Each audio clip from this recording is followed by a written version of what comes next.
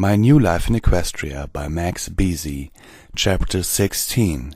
The King Returns. Canterlot Castle, home of Princess Celestia and her sister, Princess Luna. They have been seldom seen by the equestrian folk for the past couple of months. Some have said that they had fallen ill and didn't want to get any pony else sick. Others say that the reasons are far more dire. In truth, they were investigating a series of mysterious events throughout the world. Strange storms and black fog inch closer and closer to the city of Canterlot. Most ponies have called it a traveling storm. The princesses think it is something else entirely. Some pony, or something, is heading for them and will arrive at any moment. And it had to happen on a wedding day. Matt stands in front of a tall mirror in his house, wrestling with the tie on his suit for the wedding. It is a mixture of fancy and country, just like he suggested to Pinky the day she showed him ideas. From an angle it looks like any standard suit, but with boots, spurs, a cowboy hat, and a sheriff's badge, though instead of sheriff it says groom on it. Matt's own personal touch. It looks perfect, but that dang tie is still not fixed. "Having trouble?" a voice asked. Matt turns to see Trixie wearing a bridesmaid dress. "Hey, Trix," he smiles. "I'm having a difficult time with this tie. I almost wish Rarity just made it a clip-on." "Let Trixie help." She walks to him, her horn glows, and his tie gains a life of its own, beginning the process of getting tied. "Still doing the third-person thing, huh?" "It comes and goes." "Still can't believe they allowed you to be a bridesmaid." "Actually, I'm a groomsmaid. I'm more your friend than they are mine." Trixie chuckles. "You needed an extra pony on your side anyway." The knot is done. Trixie stands back to marvel at her work. "Ah, I see that I'm good for something." "Thanks." Matt turns and looks at Trixie's work. He is most pleased. "Wow, very nice." He looks back at her with a smirk. "So how's it working out with Shining Armor and Cadence? I heard what you guys did in Las Pegasus." "Yeah, we're not on speaking terms yet. I see them looking at me sometimes, though. I think they're coming around." The front door opens. Spike, Shining Armor, Big Mac, and Donut Joe all come pouring in, happy as can be that the day has finally arrived. "Matt, today's a big—" Shining Armor freezes at the sight of Trixie. "Day." He gulps in nervousness. The others snicker at his reaction. "Hey there, Captain." Trixie trots over to him, seductively so. Matt is barely able to contain his sniggering. "You know," she whispers, "the great and powerful Trixie's been waiting to redo the night we shared together with your wife." I Shining Armor is sweating profusely, his whole body turning bright red. "I'm going to have to talk to Cadence." "Go ahead." Trixie breathes out the words. She puts a hoof on his neck, running it across his chest. Trixie is sure she will say yes. I gotta go." Shining Armor explodes out of the room, as the rest explode into out-of-control hysterics, Trixie included. "You are something else, girl," Donut Joe says. "You think about being an actress?" "Trixie has dabbled in it every now and then. Perhaps she is more inclined to do so now that stripping is out of the question." "I don't know. You probably need something to fall back on." Big Mac elbows Donut Joe in annoyance. "Arg, what?" Big Mac glares, as if he knows what he's doing. Yeah, I know. I'm with Rarity. I wasn't flirting. I was just complimenting her skills. Don't be so sensitive all the time, Mac." "If acting doesn't work out, Trixie is still a magician." She poofs a small rose out of thin air, placing it onto Matt's cowboy hat. "If I'm not mistaken, you have a mare to marry." Applejack stands in her room at Sweet Apple Acres, staring at her dress in the mirror. It's everything she imagined it would be.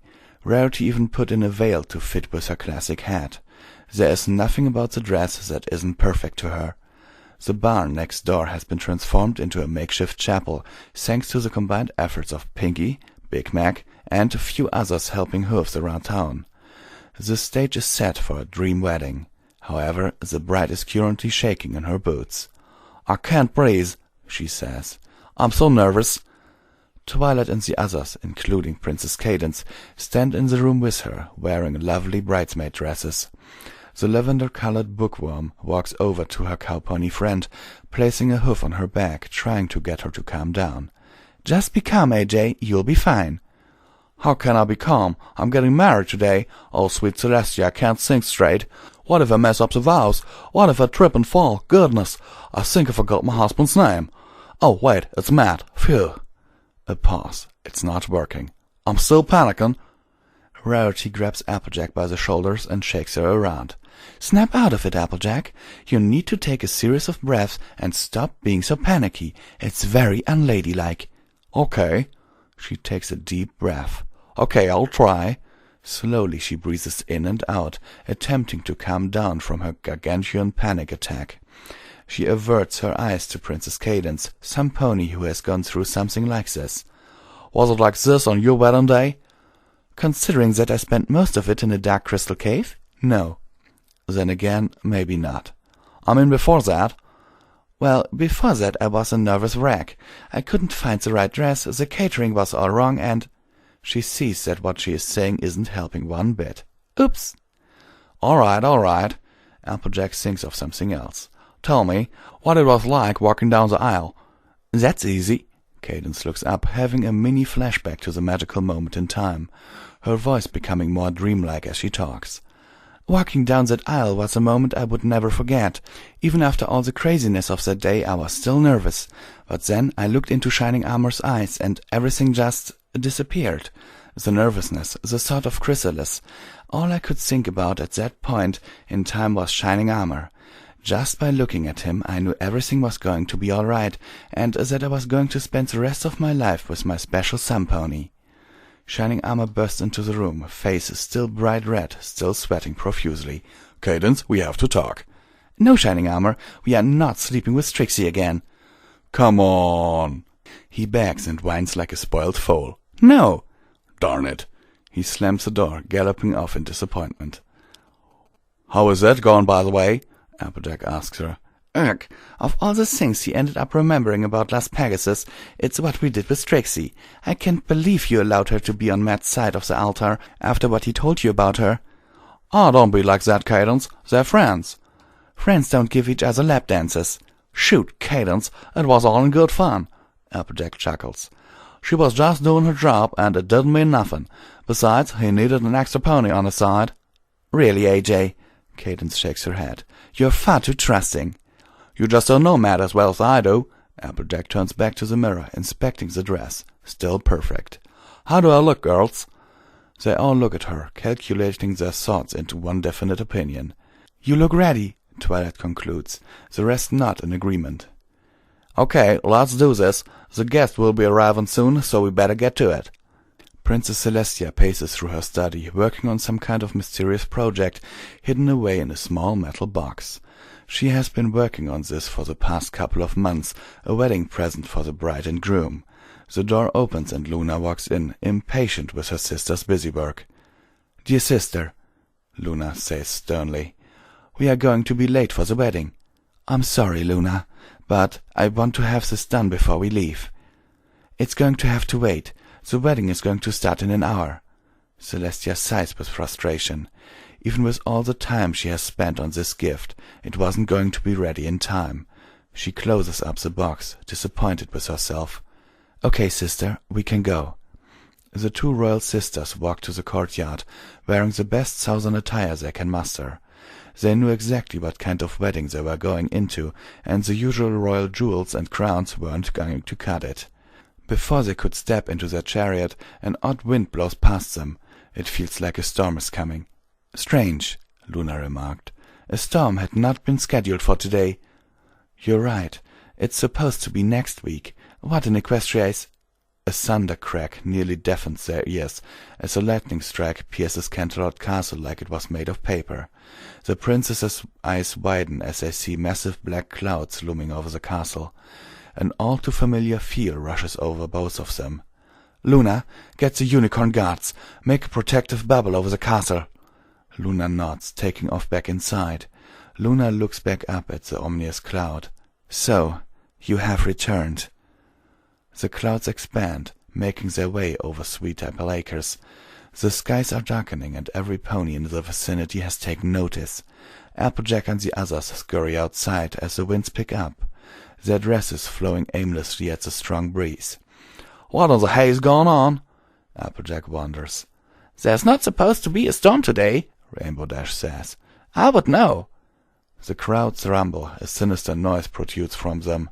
It sounds like laughter, very evil laughter. "Whatever it is, I don't like it," exclaims Pinkie Pie.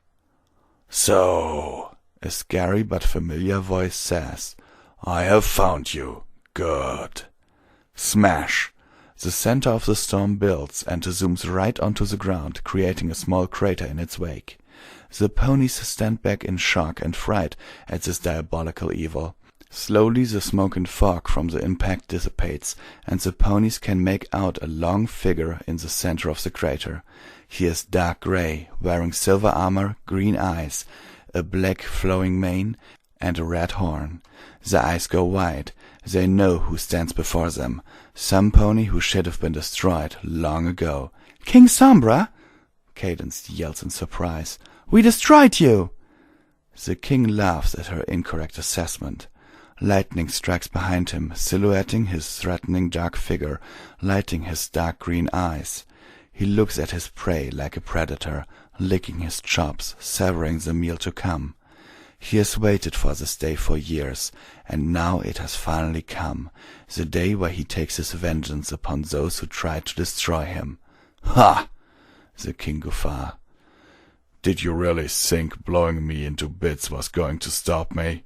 You have failed to understand. As long as a part of me remains, I will always be around." He taps his horn. "This is what you missed, my dear, and now you will pay for your stupidity." "No," Twilight intervenes. "We stopped you before. We can do so again, right, girls?" They nod, positioning themselves for battle. Sombra finds this sight amusing. He doesn't know whether to attack now or laugh at them, and then attack. "So be it," he growls. "The latter it is." He explodes in a cloud of darkness, rapidly sweeping past the ponies like they were only a minor inconvenience. One by one he knocks them down. They are powerless against him, even with their combined strength. Applejack is thrown into a tree, Pinkie into a wagon, Fluttershy into Rarity, and so on. It's not a battle, it's a merciless beatdown, and Sombra is reveling in it. Cadence charges, but it is no use. He engulfs her in his cloud, and in a quick flash of light throws her to the ground, black crystals covering her horn. She attempts to deliver a power blast of magic, but all that comes out is an ineffective spurt. Sombra stands over her, victorious, and about to reap the fruits of his labor. "As you can see, my princess, my powers have gotten stronger since we last met. I may not be able to penetrate your crystal kingdom yet, but since you are here, I can indulge myself with some sweet, sweet vengeance." "Rah!" a voice calls out behind Sombra. It's Shining Armor. He tackles the king down, plummeting him with his hoofs. "Get away from my wife!" He appears to be winning, but appearances can be deceiving. A smoke tail wraps around Shining Armor's neck, pulling him away from Sombra, who can only laugh at the captain's feeble attempts to save his wife. "Fool!" he roars. Shining Armor is raised into the air and slammed multiple times into the ground, dropping him on the final slam. He struggles to get back up, but the pain overtakes him. He falls over, knocked out cold. "That was only a mild irritation, at best." "Shining Armor!" Both Cadence and Twilight yell. Sombra shoots an evil look at them. "Did you seriously think you was going to stop me? After all we've been through, my dear, I hoped you would have gotten much smarter. Now, where was I?" He taps a hoof to his chin until he remembers. "Oh yes, I was about to kill you, wasn't I?" Cadence tries to crawl away, but Sombra slams a hoof down on her. She yelps in pain. "Stop squirming, princess. This will only hurt for a second. Actually, it will only hurt for a few seconds." She closes her eyes, waiting for the moment, a moment that is stopped at the last possible second. Sombra wanted a lot of things during his existence of a life. Power, crystals, the death of his enemies, ruling an entire world under his silver-sheathed hoof, the standard things an evil being such as himself would want. The one thing he never wanted out of life, aside from being defeated, was a wooden chair to the face, but that's what he got. Smack! Sombra is hit on the side of his face. He falls down hard, grunting in pain and annoyance at this new development. He looks to see his assailant, and it's none other than Matt, now holding a shattered chair in his hands. "What the—" Sombra stares at him with confusion, but also curiosity. "And who are you?" "The name's Matt, and you just ruined my wedding day." Applejack and the others gradually regain consciousness, watching the action through their blurred eyes. "Matt," Applejack groans, "don't fight him." He cannot hear her pleas. Donut Joe, Big Mac, Spike, and Trixie arrive at the scene, looking over the damage the king has caused. "Tend to the others," Matt tells them. "I'm going to have a word with the horse in black here." Sombra doesn't have much time to react to this creature giving out orders. In all his years in Equestria, he has never seen a being such as Matt before. The others go to their respective companions/siblings/other, helping them out. The king stands, staring down his attacker.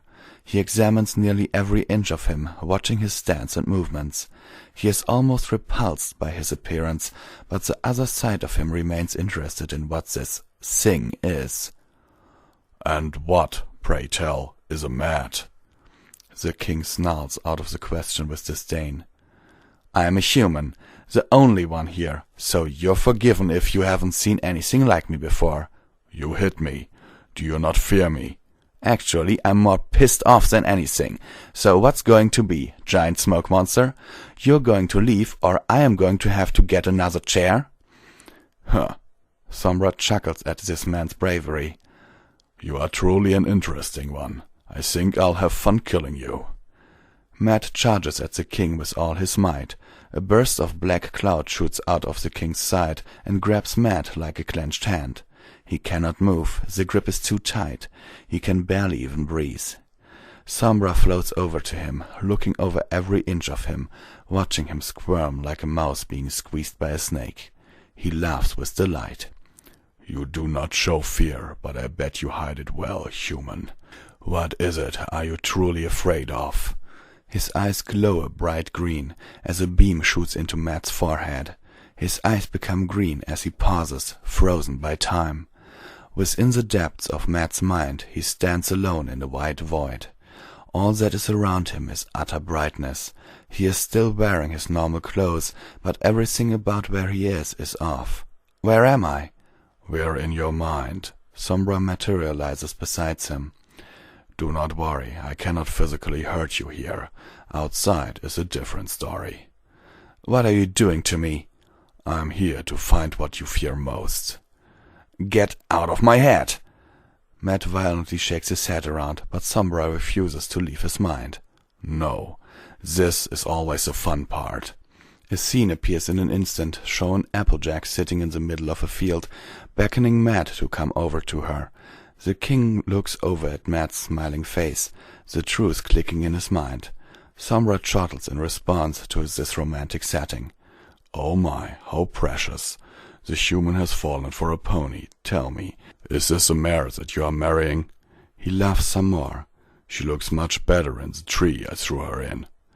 Matt runs at him, but he goes right through him. "Hold on now, I'm not finished yet. Go to her. I bet she wants to tell you something." Matt glares at Sombra, but there's nothing he can do, not in his mind. He cautiously walks up to Applejack, a smirk on his face as he approached. It all feels so real to him. The breeze in his hair, the smell of the grass. It's almost like he's really there, and Applejack is really standing in front of him. Soon her look of love turns into one of hatred as she pushes him away from her. "Get away from me!" she yells. "AJ, what's the matter?" "Get it through your sick skull. I'll never love you. You can just go home and leave me alone." "AJ, you don't mean that." Tears well up in his eyes. "Of course I do. Who would have loved a horrible thing such as yourself? I was only doing it out of pity. I can't take it anymore." "Applejack." he calls to her, but it's no use. She runs off, leaving him alone. Applejack! He goes to his friends, one by one. They turn their backs on him. A state of panic overwhelms him. The feeling of being alone overtakes his mind. The white scene that was there before is now consumed by darkness. The dark shadow of Princess Celestia looms over him with malevolent intentions. Celestia, what's happening? We do not find you useful anymore, Matt. We are sending you back. No, I don't want to go back. That is not for you to decide. Celestia's horn glows, ready to send Matt back home. Celestia, please, I'll do anything. Don't send me back, I beg you. It is done. No! A bright flash of light takes over his vision. Back outside of Matt's head, Sombra is laughing in hysterics, watching tears flow from Matt's eyes as the vision affects his emotion. This is just too funny, he screams in amusement. On the outside he acts all big and tough, but he's just a sad little foal on the inside, afraid of being alone. How utterly predictable. It disgusts me. No matter, his death will be quick, so I can end this unsufferable misery. He bares his fangs, ready for a strike. Matt, no! Applejack cries out to him. Somehow, Matt can hear her cries through the void of sadness that he is experiencing. He fights the vision that lies before him, snapping out of it. Sombra is interested to see how far he will go before giving up, but that moment isn't going to come. Suddenly, the green glow in Matt's eyes completely disappears, revealing 2 angry eyes. Curious, Sombra says. Pow! Matt socks Sombra in the jaw, hurting him.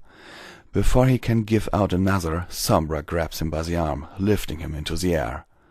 Perhaps I won't kill you today, human. You are interesting. However, the tendrils of smoke come out of the clouds, finding their way to the ponies on the ground. In a series of snaps, they are all grabbed and taken to the skies. Matt reaches out for Applejack as she is being carried away. No, Applejack! Matt! She screams as she and her friends are consumed by the black cloud. Don't worry, I won't kill them. Yet.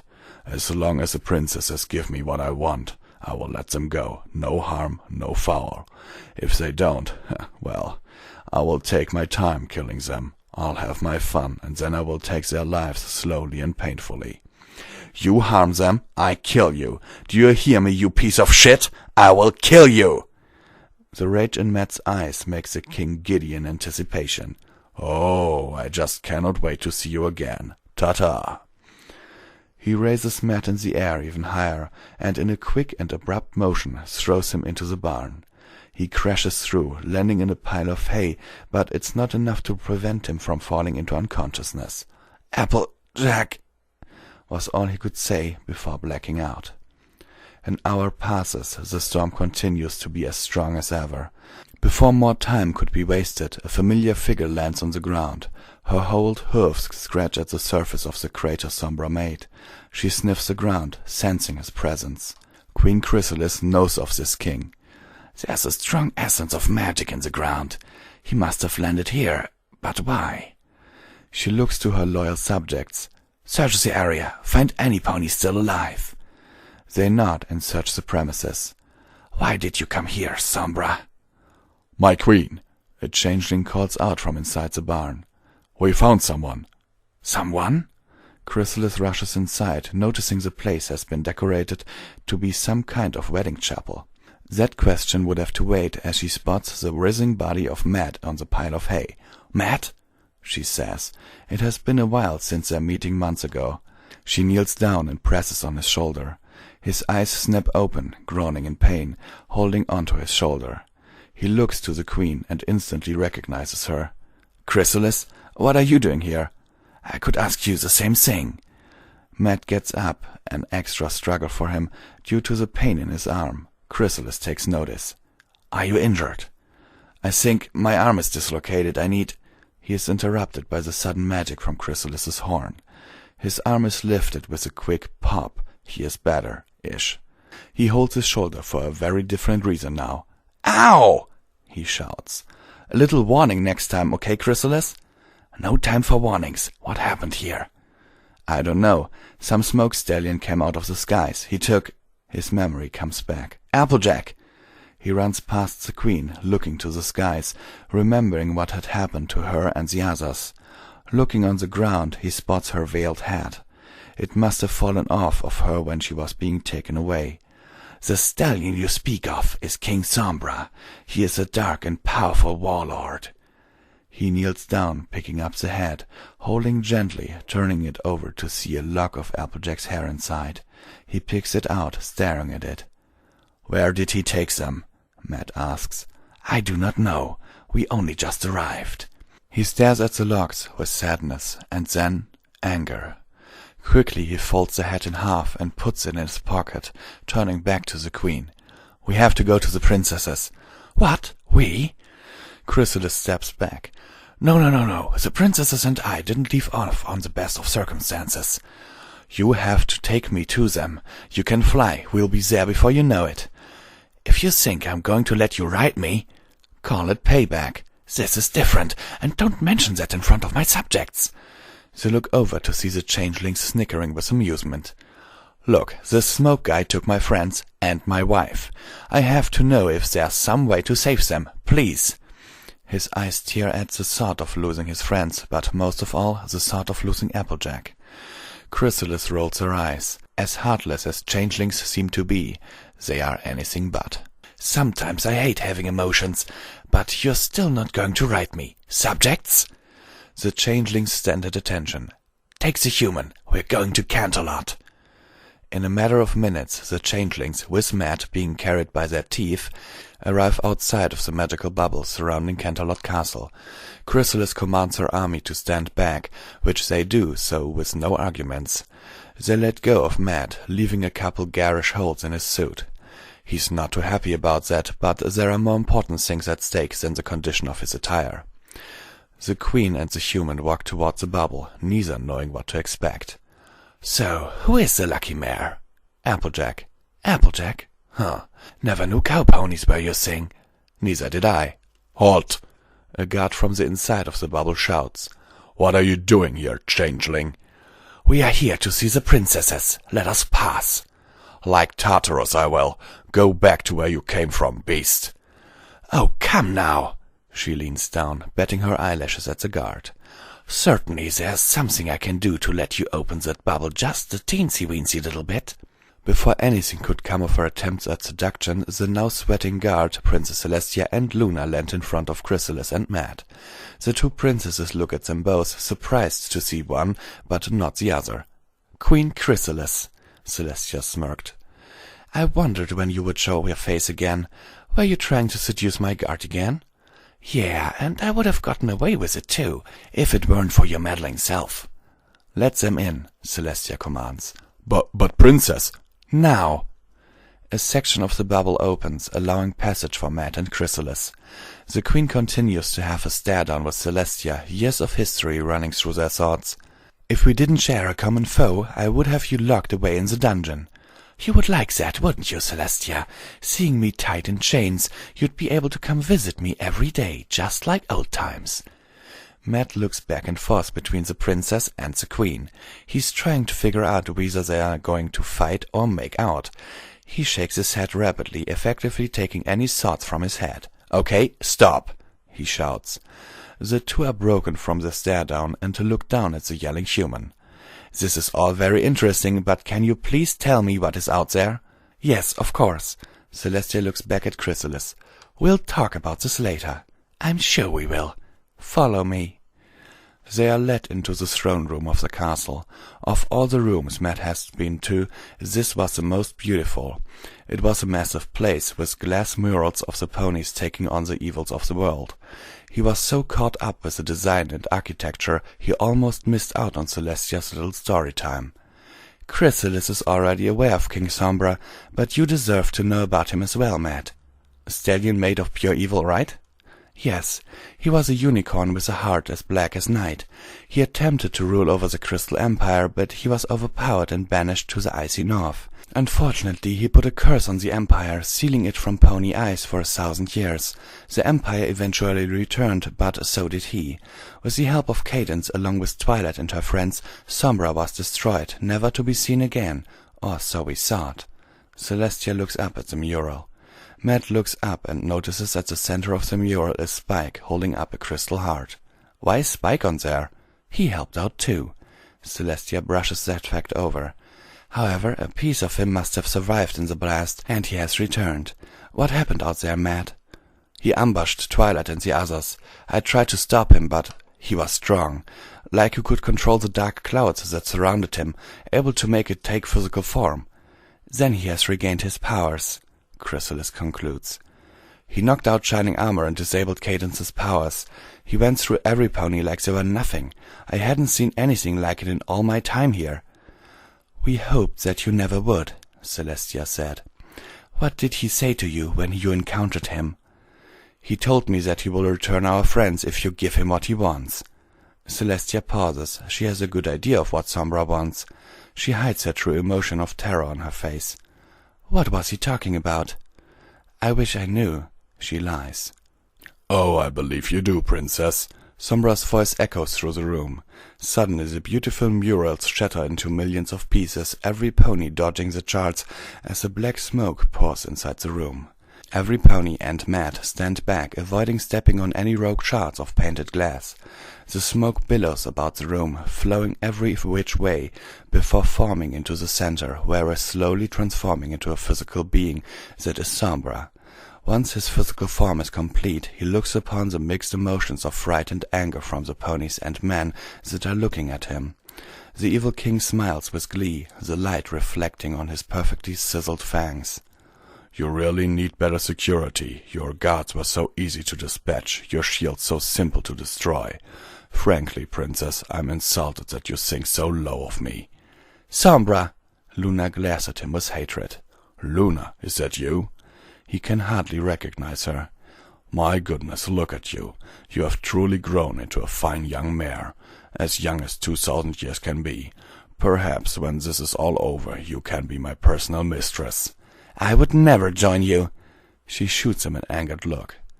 There are ways to make you join me, I can assure you. He chuckles, turning his attention to Matt. Ah, you're up and about already. Fascinating, you are a resilient one. I never doubt my instincts. By the way, your bride wouldn't stop calling your name as I locked her away in my cell. You should have seen her. It was positively precious. Matt is about to step forward for another fight, but Chrysalis pushes him back. Sombra is surprised by the queen's behavior. Ah, my darling Queen Chrysalis, just tell me, what are you doing? Do you actually care for this creature? No, you're just not worth a punch. But I think you do. He sees the queen keep her straight face. He can see right through her cold exterior. What happened to the queen that I knew? The one that wanted to enslave all of Equestria. The one with all the fire in her heart. This world will be mine, in time, but you will not be allowed in it. Sombra becomes smoke yet again, flying fast to Chrysalis, getting uncomfortably close to her face. The others are pushed back by Sombra's force. Sombra opens his mouth, letting out a subdued growl, breathing hard on her neck, bearing a terrifying smile. He can see the sweat dripping down her face. He scoffs in disappointment at her reaction to him. I don't believe you, my queen. You were strong, uncompromising, and tantalizingly beautiful. Now you have gotten soft, weak. That weakness really makes me so agitated. He growls the last word in her ear. Tell me, why the change of heart? What do you mean? My heart has not changed, of course. I will take over this kingdom. You're lying, he roars. You have had many opportunities to take this world down, many blind spots, many openings, but you did not take a single one. Your hoof remained held.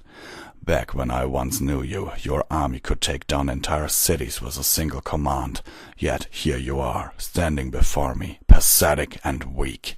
What is the matter, my queen? Why are you now so anemic in your desires? He watches her eyes closely, looking for any possible movement. It comes. He sees in her reflection Princess Celestia. He gasps in both horror and laughter. I don't believe it.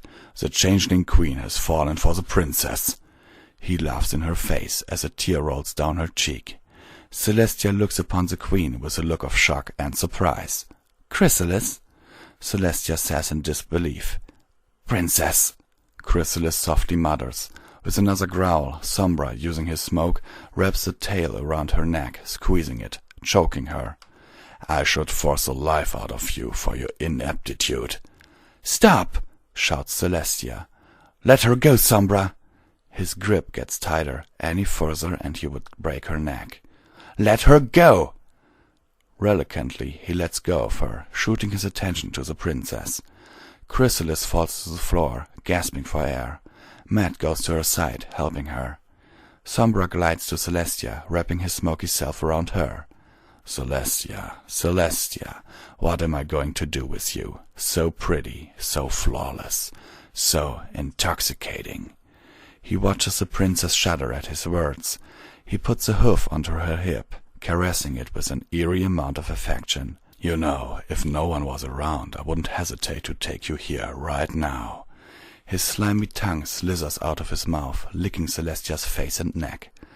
Just think of all the things I can do for you, all the things I can do to you. She winces, trying not to act weak, but it is not working. You're a monster, she whispers at him. Come now, my dear, we are all monsters when you get right to it. I am merely just one of many in this world. I just happen to have your complete and undivided attention.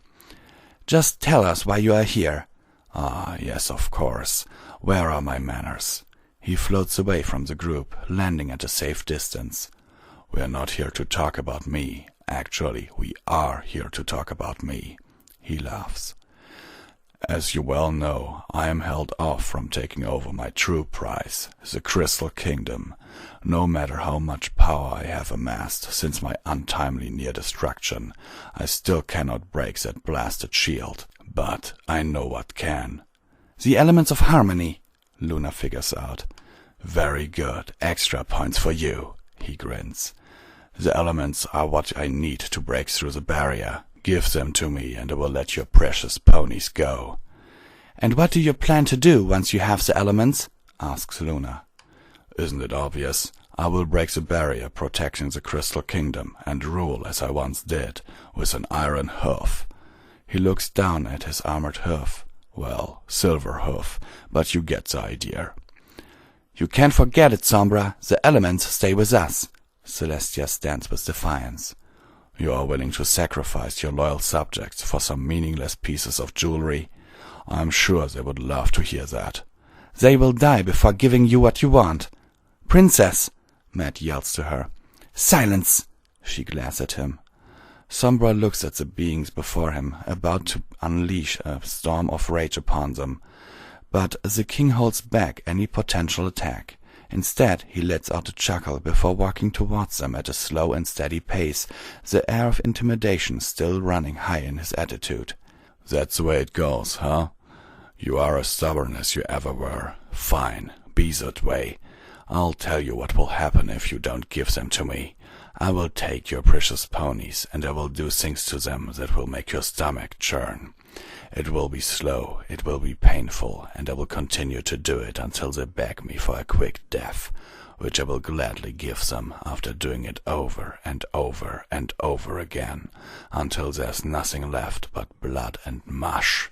And when I'm done with them, I will come back here and do the same to you three at the same time 1,000 times over. And once that is over, when you are nothing but a quivering mass, I will take this world for myself, and there's no pony that can stop me. He shouts his last words to them as he stops in his tracks, growling with anger. Every pony stands frozen in fear. He grins an evil grin, pleased at their reactions. That is my bargain with you, princess. It would be wise that you adhere to my demands. You have 1 hour to think it over. Every hour after that, I will take one of your precious subjects to my chambers. He looks at Matt. Starting with your beautiful bride. If you even touch her. You'll what? Kill me? Maim me? Empty threats for a weakling such as you.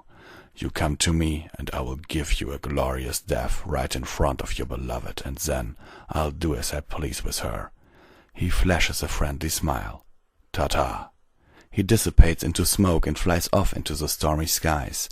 The queen and princesses stand in fear at his words. Only Matt stands with rage in his eyes. He looks at the others. It is a sight that Matt cannot believe. "You're just going to let him say all that?" "He's more powerful than we have anticipated," Luna says, her hoofs shaking. "So what? You're the princesses of Equestria." He looks at Chrysalis. "And you're the queen of the changelings. You are all powerful." "This is different. He has somehow amassed enough strength to dispatch Celestia's guards, destroy her shields. This is nothing like we faced before." "But isn't this what you guys are prepared for? You fight against the odds and beat the bad guys." "You don't get it, Matt," Luna yells. "You saw what he can do. There's nothing that can stop him." "No, there is." Celestia's eyes become determined. She walks to the doorway, accessed only by her horn. She unlocks the door with her magic, and inside lies a chest with a symbol for the elements of harmony. "Matt, these are the elements." She opens the chest, showing all 6 elements. 5 are necklaces, while the last is a crown. They are exquisitely crafted, something that amazes Matt. "Wow," he says under his breath. "They're beautiful." "They are, and you will be the one to take them." "What?" He is snapped out of his wonderment and into a state of panic. "Where?" "To where King Sombra resides." "You can't be serious. You're going to give in to his demands?" "No, you are taking these elements to the ones that can use them. You know of who I speak." "Of course I do." "So I should just take the box to who knows where?" "No, the elements will guide you to their true users, and you will not be carrying the box, you will wear them." "Excuse me?" Matt backs up. "They're pretty, but I'm not going to wear necklaces and a big crowny thing." "I had a feeling you would say that," she smirks. Her horn glows, taking the elements out of the box and into the air. "Lucky for you, I thought of a solution." Slowly they spin around one another, before going faster and faster. Matt can't even keep up with their speed. With a blinding flash, Matt sees that the elements have been bonded into one necklace, showing the symbol of all 6 elements on it. "There you are, all 6 elements made whole. Once you find your friends, the elements will separate, and only they can defeat King Sombra." Matt takes the necklace. He is about to put it on. "Wait," she stops him. "Once you put on the necklace, you will experience unnatural powers. You will be strong, you will be fast, but make no mistake. Though the thought may be tempting, you cannot defeat the king on your own. Twilight and her friends must be the ones to deliver the killing blow." "No pressure, right?" Matt jokes. "Okay, here goes nothing." He carefully puts the necklace on, tucking it under his shirt collar. He stands there, waiting for something to happen. Nothing. "Huh, I don't feel any different." He stands there for a bit longer. He feels something. "Wait." The princesses and queen watch him with interest. Surely he starts to shiver like he is cold, but then he groans like he is in pain. He collapses to the ground, eyes shut, clutching his chest, trying to get the necklace off. "No, leave it on, Matt." "I can't. It hurts." "I know. You have to wait through it." "Ah!" He screams. His chest feels like it's on fire. "Get it off of me!" "Just a little longer. You're almost there." Matt glows a bright red. The others stand back in amazement. The power is too much for him. He writhes and screams in utter agony. There's not much more he can take. He feels like he can die at any moment. Is this it? Is this how it ends? I can't! Breathe, Matt. Just breathe. The pain is overwhelming. He screams even louder. "Matt, think of Applejack," Celestia calls out. In an instant, his mind is flooded with memories of his time with Applejack. He thinks back to the day where they first met, where she kicked him in the face, where she comforted him when he was down. The first time he went to her farm and all the times since then. Their first kiss. The first time they made love. When he proposed. Every single moment he spent with her was a happy memory. The pain inside him subsides. He no longer screams. He no longer moves. His breaths become normal. The red around him disappears. All he is doing is laying there, seemingly motionless. The princesses and queen look at one another, unsure of what to do. Matt? Chrysalis asks. His eyes snap open, revealing 2 glowing white eyes. He is still very much alive. It is time.